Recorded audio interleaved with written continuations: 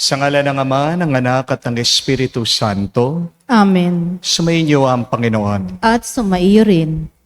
Mga kapatid, mag-ingat po kayo.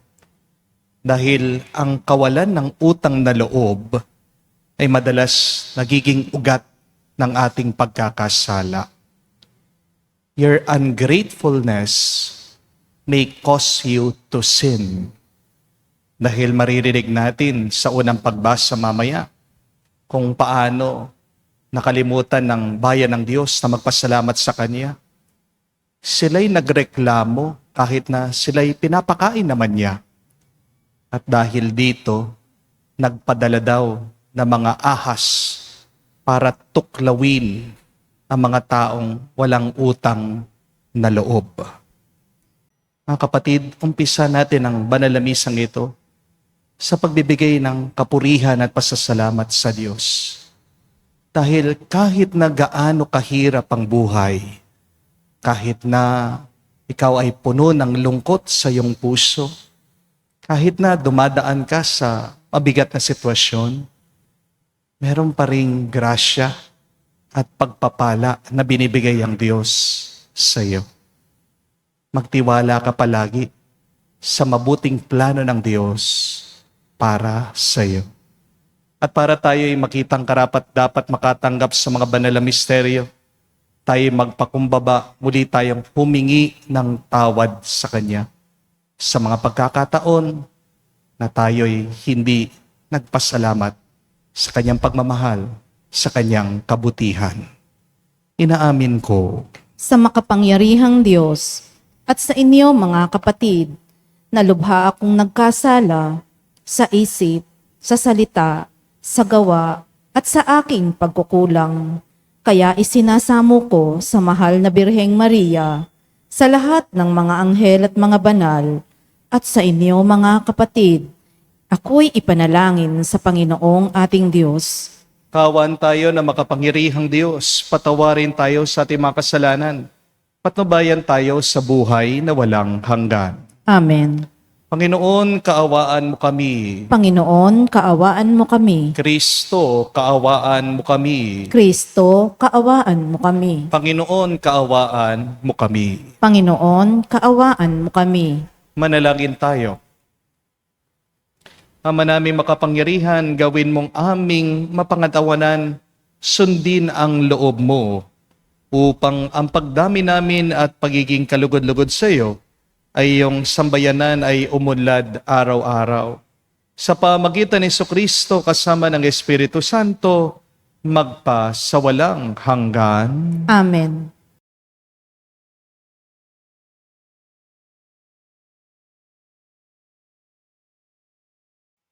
Pagbasa mula sa aklat ng mga bilang. Noong mga araw na iyon, mula sa bundok ng Hor, nagpatuloy ang mga Israelita patungong dagat ng mga tambo upang lihisan ang Edom. Dahil dito, nainip sila sa pasikot-sikot na paglalakbay na yaon. Nagreklamo sila kay Moises, "Inaalis mo ba kami sa Ehipto para patayin sa ilang na ito? Wala kaming makain ni mainom. Sawa na kami sa walang kwentang pagkaing ito." Dahil dito, sila'y pinadalhan ng Panginoon ng makamandag na ahas, at sino mang matuka nito ay namamatay. Kaya lumapit sila kay Moises. Sinabi nila, "Nagkasala kami sa Panginoon at sa iyo. Idalangin mo sa Kanyang paalisin ang mga ahas na ito." Dumalangin nga si Moises at ganito ang sagot sa kanya ng Panginoon. "Gumawa ka ng isang ahas na tanso. Ilagay mo iyon sa dulo ng isang tikin, at sino mang matuklaw ng ahas na tumingin doon ay hindi mamamatay. Gayon nga ang ginawa ni Moises. Mula noon, lahat ng matuklaw ng ahas, ngunit tumingin sa ahas na tanso ay hindi namamatay. Ang salita ng Diyos. Salamat sa Diyos.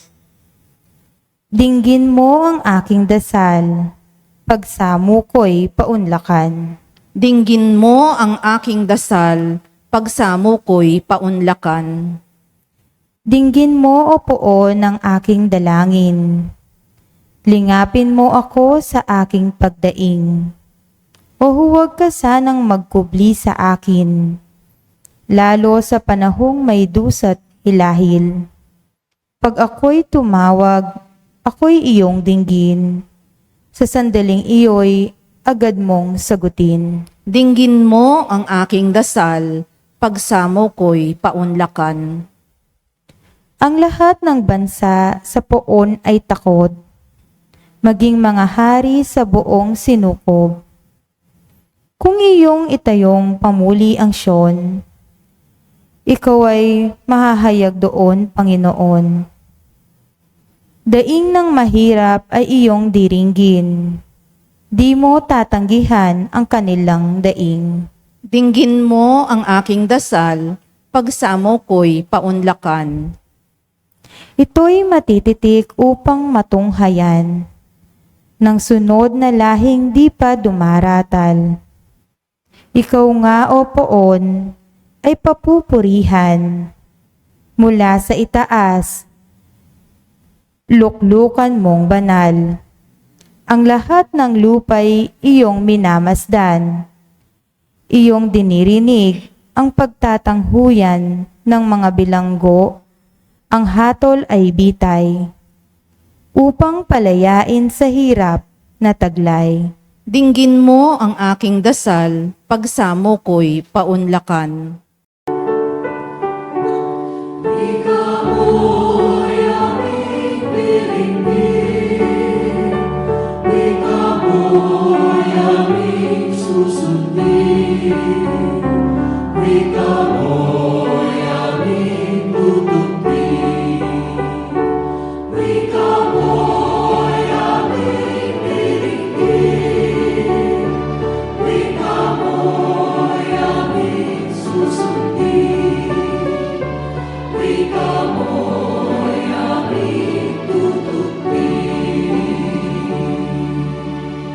Ang butil na ipinunla ay ang banal na salita, paghasik ay ginawa ng puong gurong dakila, upang tanay sumagana. Sumainyo ang Panginoon. At sumaiyo rin. Ang mabuting balita ng Panginoon ayon sa sinulat ni San Juan. Papuri sa iyo, Panginoon. Nung panong yun, sinabi ni Jesus sa mga Pariseo, "Ako'y yayaon. Hahanapin ninyo ako, ngunit mamamatay kayo sa inyong mga kasalanan. Hindi kayo makakapunta sa paroroonan ko." Sinabi ng mga Hudyo, magpapakamatay kaya siya, kaya niya sinabing, "Hindi kayo makakapunta sa paroroonan ko." Sumagot si Jesus, "Kayo'y taga-ibaba, ako'y taga-itaas. Kayo'y taga-sanlibutan, ako'y hindi. Kaya sinasabi ko sa inyo na mamamatay kayo sa inyong mga kasalanan. Mamamatay nga kayo sa inyong mga kasalanan kung hindi kayo maniniwalang ako'y si Ako nga." "Sino ka ba?" tanong nila. Sumagot si Jesus, "Ako'y yaong sinabi ko na sa inyo mula pa noong una. Marami akong masasabi at may hahatol laban sa inyo. Ngunit totoo ang sinasabi na nagsugo sa akin. At ang narinig ko sa kanya, ang pinapahayag ko sa sanlibutan." Hindi nila maunawaan na siya'y nagsasalita tungkol sa Ama. Kaya't sinabi ni Jesus, "Kapag naitas na ninyo ang anak ng tao, malalaman ninyong ako'y si Ako nga. Wala akong ginagawa sa ganang sarili ko lamang. Nagsasalita ako ayon sa tinuturo sa akin ng Ama, at kasama ko ang nagsugo sa akin. Hindi niya ako iniiwan sapagkat lagi kong ginagawa ang nakakalugod sa Kanya. Marami sa nakarinig nito ang naniwala sa Kanya. Mga kapatid, ang mabuting balita ng ating Panginoon. Pinupuri ka namin, Panginoong Hesukristo. Magandang araw po muli sa inyong lahat. Ang buhay ay isang paglalakbay. We know that life is a journey. Pero kung paglalakbay ang buhay, ang tanong, nasaan ka na sa paglalakbay na ito? Nasaan na tayo? Nasa umpisa? Nasa gitna? O baka ikaw ay nasa katapusan na? Aminin po natin, hindi palaging madali ang ating paglalakbay. Amen? Gusto natin, tayo'y nasa paraiso na. Pero madalas, ang ating karanasan, tayo'y nasa disyerto pa. Yan ang tanong, bakit kailangan muna nating dumaan sa disyerto? Kahit na wala po tayo sa Middle East, minsan o madalas nararamdaman natin, para bang tayo'y dumadaan sa mainit na disyerto? Lalong-lalo na kapag pagod ka pero patuloy ka pa rin, disyerto yan. Kapag pakiramdam mo, mag-isa ka lang, kahit na napapalibutan ka ng mga tao, pero walang nakakaintindi sa'yo, disyerto yan. Kapag paulit-ulit ang suliranin sa buhay mo, lubog ka na nga sa utang, kakasakit pa ang iyong anak, nag-aaway-away pa kayo sa pamilya, disyerto yan. Kapag hindi natupad ang plano mo, hindi ka pumasa sa board exam, nawalan ka ng trabaho dahil sa gera sa Middle East, napauwi ka dito sa Pilipinas, iniwan ka ng kalaguyo mo, hindi natuloy yung kasal, disyerto yan. Kapag nawawalan ka na ng gana at pag-asa, yung bang parang gusto mo nang sumuko, disyerto yan. Kailangan nating maunawaan, kasama sa plano ng Diyos, ang dumaan tayo sa ating mga disyerto. At meron tatlong dahilan bakit pinapadaan tayo ng Diyos sa mainit, sa mahirap, at mabigat na karanasan. Here are 3 good reasons why God allows you to pass through the desert of life. The first one is God allows you to go to the desert to purify you. Nililinis lang tayo ng Diyos. Sa disyerto, walang distraction. Walang comfort, walang excess, walang control. Mag-isa ka lang. Sa disyerto, lumalabas ang tunay na laman ng puso ng tao. Sabi nga po sa libro ng Deuteronomy, God led you through the desert to test what was in your heart. Kaya nga po sa unang pagbasa, narinig natin kung paano nagreklamo ang Israel, ang bayan ng Diyos. Kahit araw-araw naman silang pinapakain ng may kapal. Sabi nila, nagsawa na kami dito sa walang kwentang pagkain. Pagkain? Walang kwenta? Nandun ka sa lugar na wala kang pagkukuhanan ng pagkain pagkatapos magrereklamo ka pa? Totoo naman po, di po ba? Lilitaw at lilitaw ang tunay na ugali ng isang tao pag nahihirapan na siya. Amen? Kasi mga problema ay pagpipiga ng ugali ng isang tao. Pero kung hindi natin malalaman ang baluktot, hindi mo yan maitutuwid. Amen? Okay lang na malaman mo yung maling ugali para yan ang iyong itama. Amen? Kaya tandaan niyo po, ang disyerto ay hindi parusa. Ito'y pagsubok. Ito'y paglilinis. Ito'y pagtutuwid. Kaya pinadaan ng Diyos sa disyerto ang bayan niya. Kasi gusto niyang matutunan nila kung paano maging malaya. Kasi kung hindi sila dadaan doon sa disyerto, itong mga taong ito, iniisip pa rin nila ang Ehipto. Ano ba ang Ehipto sa bayan ng Diyos? Ito ang lugar kung saan sila naging mga alipin. Lumabas nga sa Ehipto ang bayan ng Diyos, pero ang karanasan ng Ehipto ay hindi pa rin lumabas sa isip at puso nila. The desert experience will separate us from slavery to freedom. Ang disyerto ang pagitan mula do sa dati mong buhay, papunta sa bagong buhay na hinanda ng Diyos para sa iyo. Kaya tiisin mo ang pagpapagamot mo. Kahit na alam ko, masakit ang nagdadialysis, mahirap ang nagpapakimo. Kasi ang pagpapagamot mo o pagpapahospital mo, ang maghihiwalay na sa iyo mula sa iyong sakit, papunta sa kalusugan. Ang pagpapatawad mo, yan ang maghihiwalay sa iyo. Sa galit, papunta ka na sa pagmamahal. Ang pagsusumikap mo, ang maghihiwalay sa iyo. Sa iyong mga utang, papunta sa iyong tagumpay at pag-asenso. Hindi ka dadalhin ng Diyos diretso sa promised land. Dadaan ka muna sa disyerto. Kasi hindi lang lugar ang binabago ng Diyos. Kasama ang puso sa binabago niya, sa inaayos niya. Mga kapatid, hindi sapat na makalabas ka sa Ehipto. Kailangan makalabas din ang Ehipto sa iyo. At kung ikaw ay nasa disyerto ngayon, huwag kang matatakot dahil ang iyong disyerto ay ang daan patungo sa kalayaan mo. Amen? Pangalawa, pinapadaan tayo ng Diyos sa disyerto para turuan tayo na mas umasa sa Kanya. God is teaching us to be more dependent on Him through our difficult situations. Sa disyerto, wala kang maaasahan. Wala kasing pagkain, walang tubig, walang kasiguraduhan.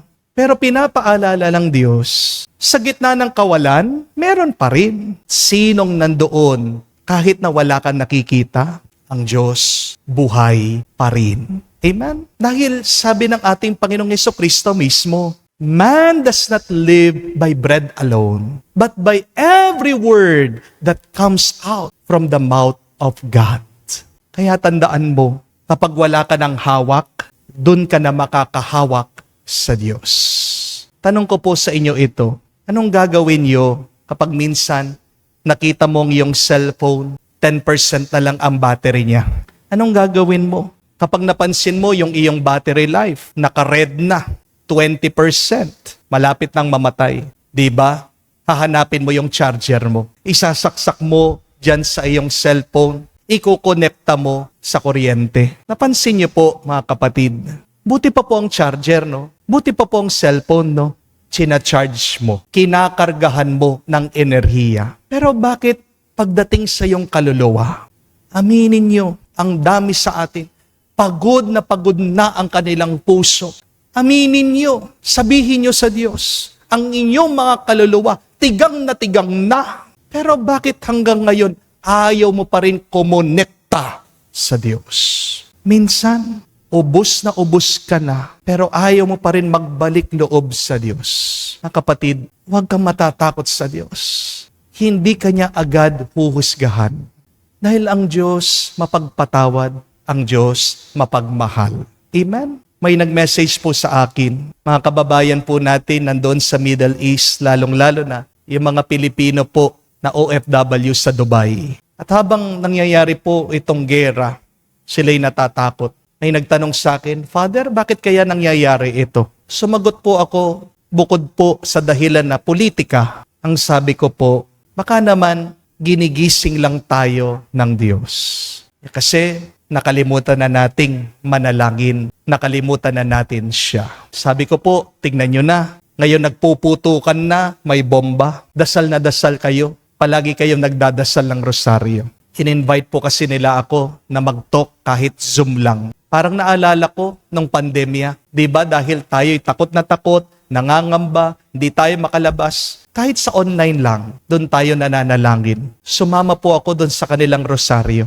At hindi ko po sinasabi sa kanila, na-inspire ako, lumakas yung loob ko dahil sama-sama kami nagkakaisa sa panalangin. Sabi ko, nag-message ako, di ba, nung walang gera, gala ng gala yung mga tao dyan sa Dubai. Aba ngayon, dahil nagpuputukan, agad umuuwi at bago matulog, nananalangin. Tinuturuan tayo ng disyerto, iwanan ang hindi tunay na mahalaga at kumapit lang sa tunay na mahalaga, walang iba kundi ang Diyos. Third and last, dinadala tayo ng Diyos sa disyerto para ihanda tayo sa isang misyon. When God gives you a problem, God is exposing you to your purpose. Balikan niyo man po ang Biblia, buksan niyo po ang banal na kasulatan. Si Moses, disyerto muna bago siya naging leader ng bayan ng Diyos. Di po ba? Si David, isa siyang pastol doon sa disyerto bago niya nakaaway, bago niya nakalaban si Goliath. Ang mga kalaban ni David ay mga leon. Tandaan niyo po ang ating Panginoong Jesucristo. Nasa disyerto muna siya bago siya nagmisyon at nangaral sa mga tao. Ang disyerto ay hindi parusa. Ito'y paghahanda sa grasya niya. Kaya kung ikaw ay nasa disyerto ng iyong buhay, huwag ka magreklamo. Sana magpuri ka at magpasalamat sa Diyos. Dahil sa disyertong yan, nakabalot ang pagpapala mo. Sometimes, the greatest graces are wrapped in our difficulties, in our challenges. There is also a treasure buried in your desert. Kapatid, kung ikaw ay nasa disyerto ngayon, magulo ang buhay mo, nahihirapan ka, walang direksyon, sana hindi ka mawala. Ikaw ay maghanda. Tandaan mo, hindi ka pinaparusahan ng Diyos. Ikaw ay pinapanday lang niya. Hindi ka rin iniwan ng Diyos. Ikaw ay nilalapit niya sa Kanya. Ang disyerto mo, o mga paghihirap mo, hindi pa yan dulo ng kwento mo. Ito ay simula pa lang ng isang magandang plano ng Diyos para sa iyo. Kaya dumaan ka sa iyong disyerto na may pasasalamat at pagtitiwala. Lilipas din ang lahat ng iyong pagsubok at kung magtitiis ka at kung mananalig ka, lalabas ka sa disyertong yan na mas malakas, mas mabuti at mas pinagpala. Mga kapatid, magpatuloy tayo sa ating paglalakbay sa pamamagitan ng gabay ng Diyos at makakarating tayo sa promised land natin. Amen.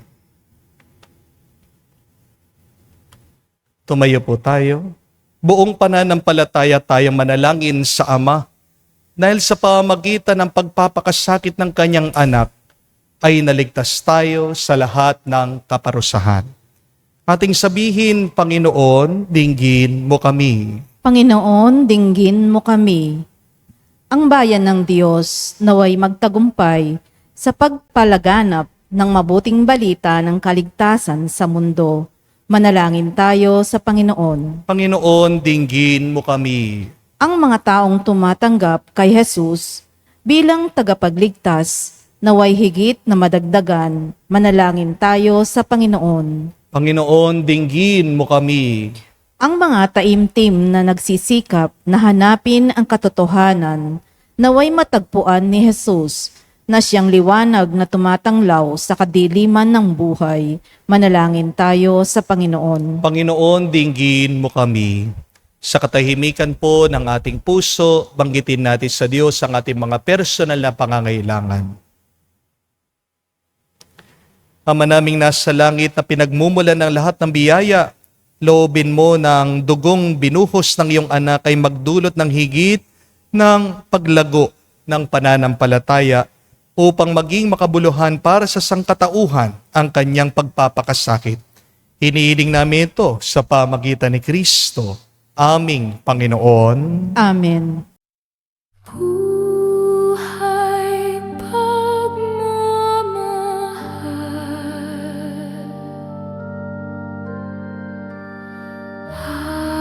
alak at tinapay, sana'y tanggapin mo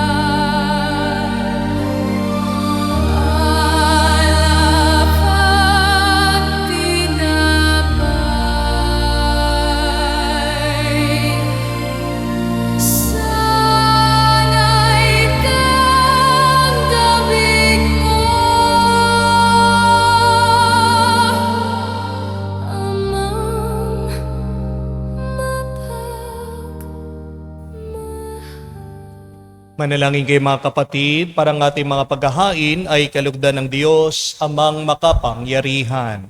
Tanggapin nawa ng Panginoon itong paghahain sa iyong mga kamay, sa kapurihan niya at karangalan, sa ating kapakinabangan, at sa buong sambayanan niyang banal.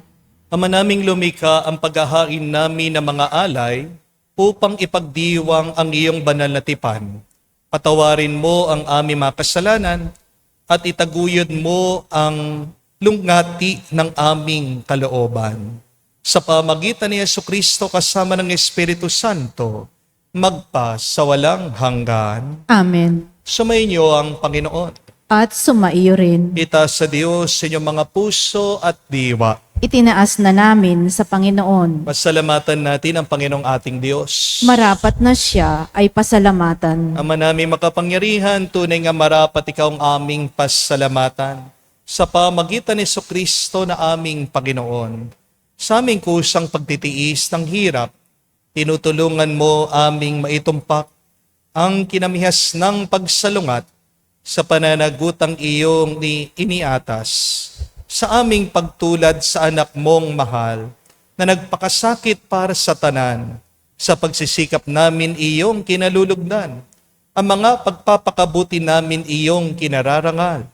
Kaya kaisa na mga anghel nagsisiawit ng papuri sa iyo, nang walang humpay sa kalangitan kami nagbubunyi sa iyong kadakilaan.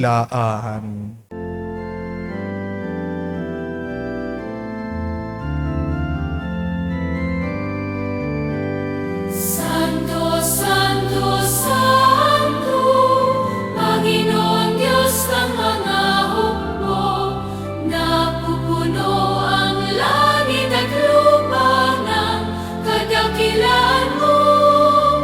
Hosana, Hosana, sa kaitaasan, pinagpalang na paririto sa ngalan ng Panginoon. Hosana, Hosana, sa kaitaasan. Hosana, Hosana, sa kaitaasan.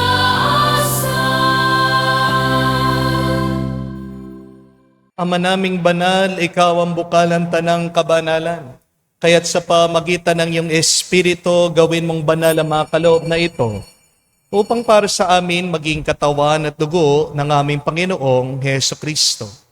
Bago niya pinagtiis ang pusang loob na maging handog, hinawakan niyang tinapay, pinasalamatan kanya. Pinaghati-hati niya iyon, inabot sa kanya malagad at sinabi, "Tanggapin ninyong lahat ito at kanin. Ito ang aking katawan na ihahandog para sa inyo."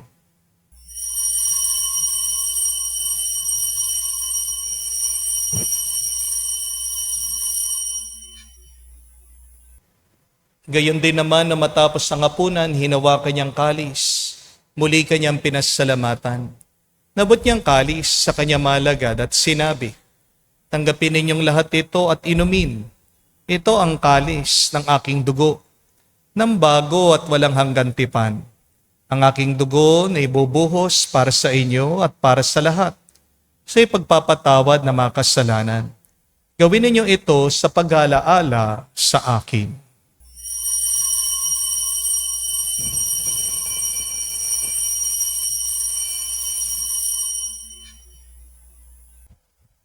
Ang misteryo ng pananampalataya.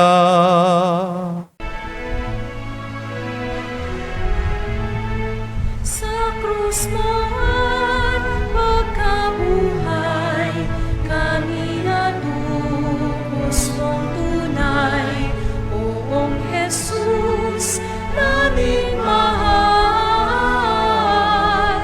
iligtas mo kaming tanan, ngayon at magpakailanman.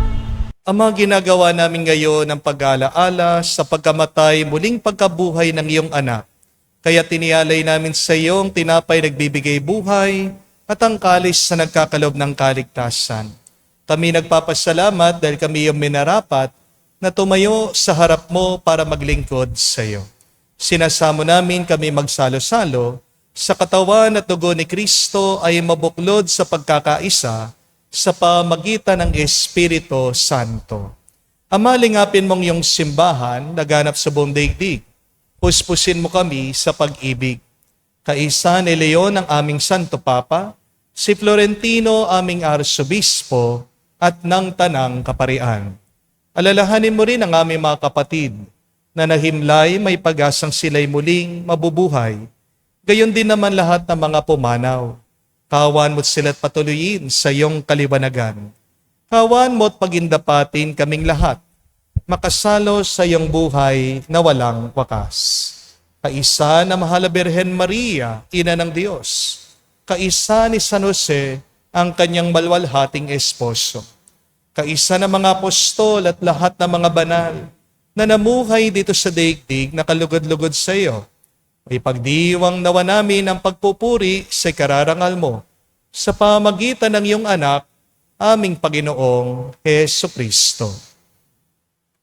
Sa pamamagitan ni Kristo, kasama niya at sa Kanya, ang lahat ng parangal at papuri ay sa iyo, Diyos Ama, makapangyarihan, kasama ng Espiritu Santo, magpasawalang hanggan.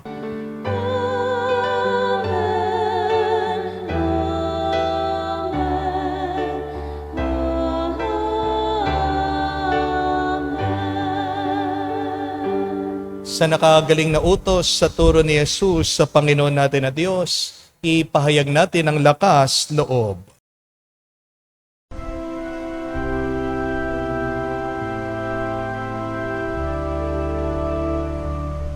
Ama namin, sumasalangit ka, sambahin ang ngalan mo, mapasa amin ang kaharian mo, sundin ang loob mo dito sa lupa para nang sa langit. Bigyan mo kami ngayon ng aming kakanin sa araw-araw. At patawarin mo kami sa aming mga sala para nang magpapatawad namin sa nagkakasala sa amin. At huwag mo kami ipahintulot sa tukso, at iadya mo kami sa lahat ng masama.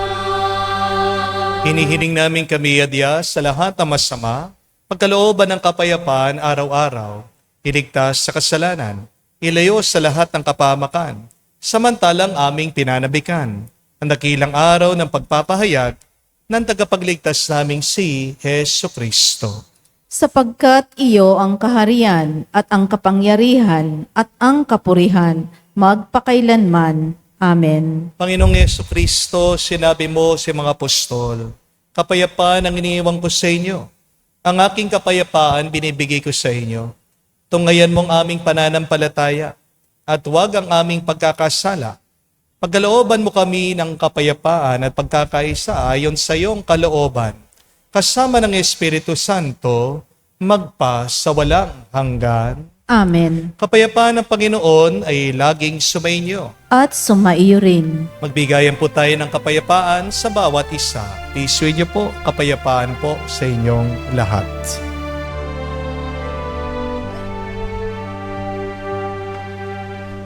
Kordero ng Diyos na nag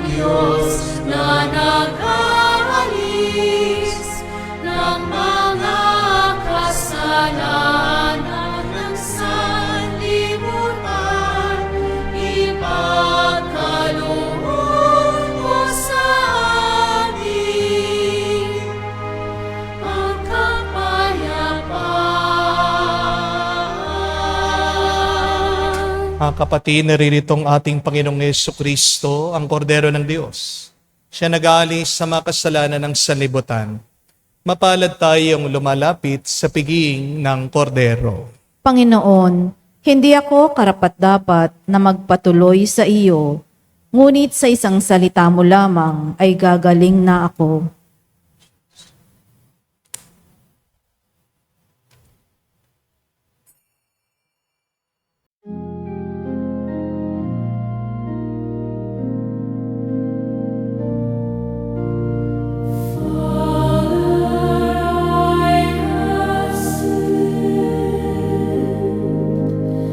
Help me find my way. Remember not my sins. Just let me hear you say, I forgive you. I love you. You are mine. Take my hand. Go in peace. Sin no more. You love it all.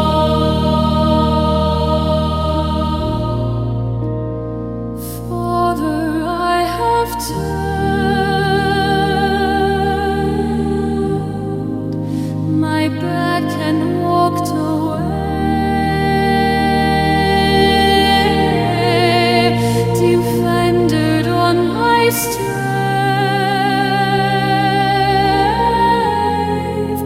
and lived life my own way. I forgive you. I love you. You are mine. Take my hand. Go in peace. Sin no more. You love it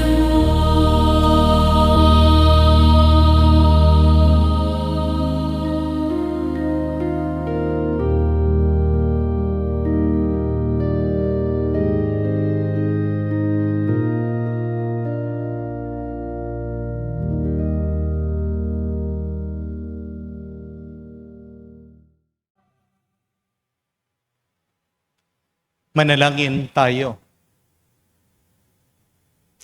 Ama naming mapagmahal, kaming pinadulog mo sa banal na pakikinabang, ay marapatin mo na laging makasalo sa iyong mga bigay. Sa pamagitan ni Jesucristo, kasama ng Espiritu Santo, magpa sa walang hanggan. Amen. Kapatid, tandaan niyo po ang tatlong dahilan bakit tayo pinapadaan minsan sa disyerto o mga paghihirap ng ating buhay habang tayo'y naglalakbay dito sa mundo. Una, our deserts are there to purify us. Tinutuwid lang ng Diyos ang iyong pag-uugali. Dahil kung hindi ka dadaan sa hirap, mananatili pa rin ang baluktot mong pag-iisip. But secondly, the Lord allows you to go through your desert so that you will depend more on Him. Kung hindi tayo magkakaroon ng problema, hindi natin maaalala ang Diyos. Di po ba? Kadalasan, ang ating mga problema ay pagtawag niya sa atin. Remember that our joys are the whisper of God, and our problems is God shouting at us. Pag ikaw ay naghihirap, tinatawag ka lang magbalik loob sa Diyos. Dahil walang ibang makakapagpuno ng iyong pangangailangan, kundi Diyos lamang. At pangatlo, tayo dinadala sa disyerto ng Diyos dahil tayo hinahanda niya sa isang misyon. Pagkatapos mong malampasan ang pagsubok ng disyerto, doon nag-uumpisa ang iyong katawagan, ang iyong tunay na buhay na pinapagawa ng Diyos. Pagkatapos ng disyerto, merong pagpapala. Kaya huwag kang mawawalan ng pag-asa. Ang hamon po sa atin ngayon, kahit na tayo'y nahihirapan, kahit na tayo nalilito, huwag kang titigil na magpuri at magpasalamat sa Diyos. Sumainyo ang Panginoon. At sumaiyo rin. At kayo'y basbasan ng Diyos, makapangyarihan sa lahat, sa ngalan ng Ama, ng Anak, ng Espiritu Santo. Amen. Ang ating misa'y natapos na, humayo kayo sa kapayapaan ni Kristo. Salamat sa Diyos.